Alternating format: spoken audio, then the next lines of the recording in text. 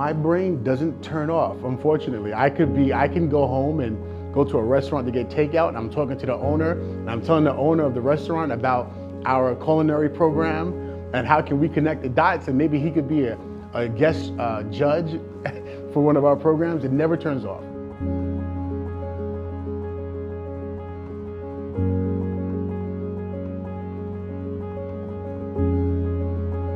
Our agency serves everyone. I would say everyone in some capacity. We serve everyday New Yorkers. We do amazing things. We work with hundreds of nonprofits throughout the city. Many folks know us from two of our highlighted programs, whether it's SYP, our Summer Youth Employment Program, which was my first job, or whether it's our Beacon programs, which started back in 1991. I have oversight of our youth services portfolio, which includes our Beacon programs, our Compass programs, our Cornerstone programs, our Runaway Homeless Youth programs, and our Strategic Partnerships division.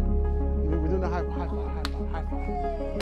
Come on. We were at one of our sites during the first holiday session where I was with the current commissioner, Bill Chong, who back then was a deputy commissioner.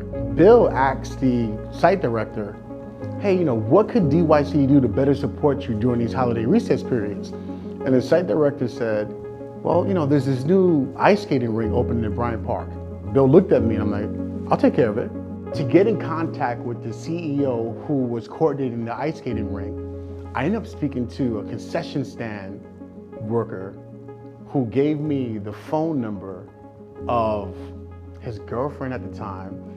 And, and all of this transpired for me to get in contact with him for eventually the first session we had over 1,000 young people. It was a DYCD OST skate day at Bryant Park, and that was sort of the beginnings of strategic partnerships. This field really saved my life. My story is very similar to many stories out there for our young people. It was through a nonprofit, Phipps Neighborhoods, and I grew up in one of their developments, Lambert Houses. And one of my friends was killed, LaShawn Chapman. And at that point, we were going to take matters into our own hands, and we were going to retaliate. By the grace of God, we were stopped by the center director at the time, Miss Alice James Jenkins, and she said, hey, can you guys all come in and talk? That evening, we met with Youth Force, and we created a youth group called Young Hope. And I was the founding president of the youth group. So at that point, I kind of informally dedicated myself to service.